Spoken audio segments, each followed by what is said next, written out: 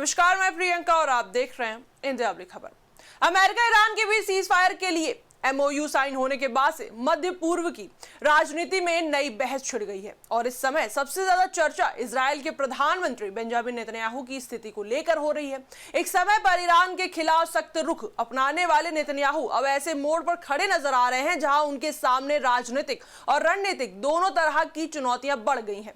वहीं cease fire के बाद एक प्रेस ब्रीफिंग में नेतन्याहू ने कहा कि अमेरिका में कुछ लोग मानते हैं कि राष्ट्रपति डोनाल्ड ट्रंप उनकी हर बात मानते हैं, जबकि इजराइल में कुछ लोगों का मानना है कि वह ट्रंप की हर बात मानते हैं।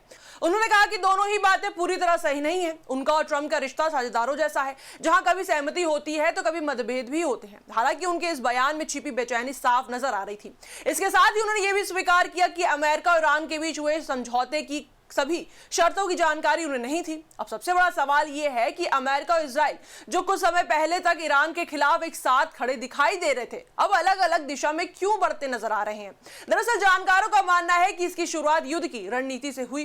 इजराइल और अमेरिका को उम्मीद थी कि लगातार सैन्य दबाव और हमलों के बाद ईरान कमजोर पड़ जाएगा। उन्हें लगा था कि ईरान अपने परमाणु कार्यक्रम और बैलिस्टिक मिसाइलों से जुड़े मुद्दों पर पीछे हटने के लिए मजबूर हो जाएगा, लेकिन घटनाक्रम उम्मीद के मुताबिक नहीं चला। ईरान ने जवाबी कार्रवाई करते हुए अपनी सैन्य क्षमता का प्रदर्शन किया और यह संकेत दे दिया कि वह लंबे संघर्ष के लिए भी तैयार है। इससे युद्ध की दिशा बदल गई। जो अभियान कुछ समय में निर्णायक परिणाम देने वाला माना जा रहा था, वो लंबे और जटिल संघर्ष बनता दिखाई देने लगा।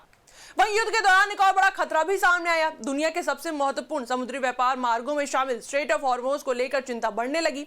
अमेरिका के लिए चिंता और बड़ी थी क्योंकि देश में पहले से आर्थिक मुद्दे राजनीतिक बहस का हिस्सा बने हुए थे। विशेषज्ञों का मानना है कि यही वो बिंदु था जहां से अमेरिका ने अपने हितों को प्राथमिकता देना शुरू किया। राष्ट्रपति डोनाल्ड ट्रंप चाहते नहीं थे कि संघर्ष इतना लंबा खिंचे कि उसका असर अमेरिकी अर्थव्यवस्था और आगामी चुनावी राजनीति पर पड़े। इसलिए उन्होंने युद्ध को आगे बढ़ाने के बजाय समझौते और युद्ध विराम के रास्ते को चुना और बस यहीं से नेतन्याहू की मुश्किलें बढ़ने लगी।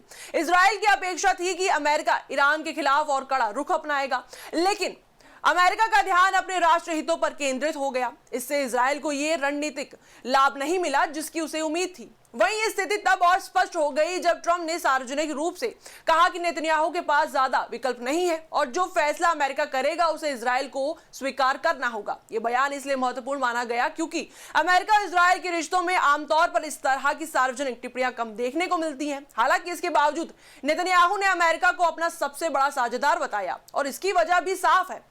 इजराइल की सुरक्षा और सैन्य क्षमता का बड़ा हिस्सा अमेरिकी सहयोग पर निर्भर करता है।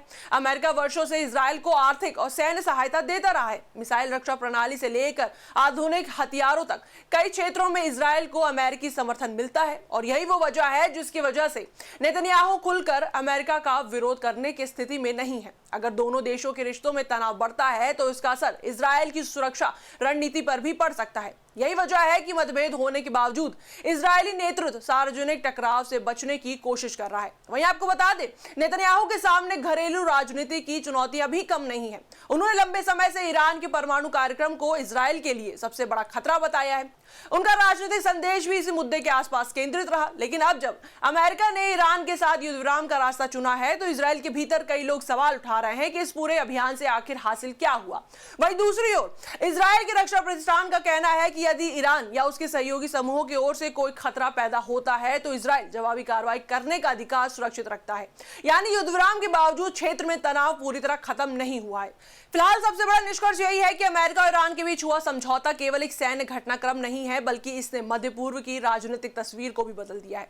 जहां अमेरिका अपने हितों को प्राथमिकता देता दिखाई दे रहा है, वहीं दूसरी तरफ नेतन्याहू ऐसे दौर से गुजर रहे हैं जहां उन्हें अपने सबसे करीबी सहयोगी की नीतियों के साथ तालमेल भी बैठाना है और देश के भीतर उठ रहे सवालों का जवाब भी देना है। इस पर आपकी क्या राय है, हमें कमेंट सेक्शन में जरूर बताएं। वीडियो को लाइक करें, शेयर करें, हमारे चैनल को सब्सक्राइब करें।